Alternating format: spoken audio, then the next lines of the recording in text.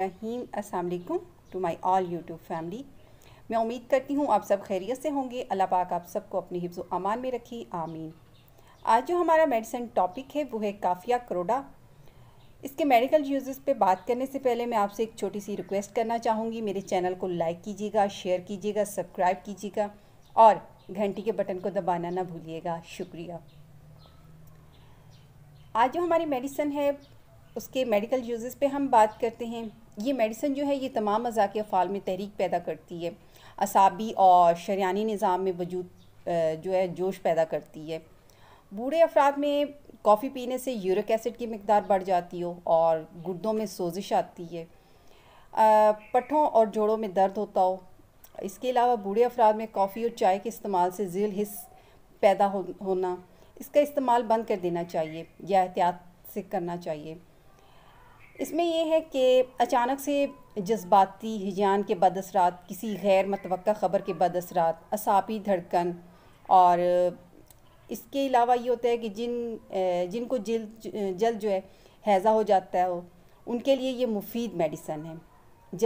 ऐसे अफराद जिनकी जिल्द जो है ज़ियल हिस्स हो, इसका पेशेंट जो होता है वो मेंटली तौर पे जो है वो खुश होता है, खुश दिल होता है, जल्द बात मानने वाला होता है, बदमिजाज, अक्सर लोग जोशीले भी होते हैं, जो के असरात जल्द कबूल कर लेते हैं, बिलखसूस अच्छी खुशगवार बातों के ख़यालात की भरमार।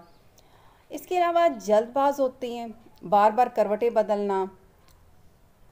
ऐसे पेशेंट के सर में जो है वो तनाव वाला दर्द होता है, खुशबू और मंशियात से शिद्दत इख्तियार करता है, दिमाग टुकड़े टुकड़े महसूस करता है पेशेंट। उसको ऐसा फ़ील होता है जैसे सर में किसी ने कील ठोंक दी हो, खुली हवा में ज़्यादती वाक़या होती है, समात जो है वो ज़ियल हिस्स हो जाती है।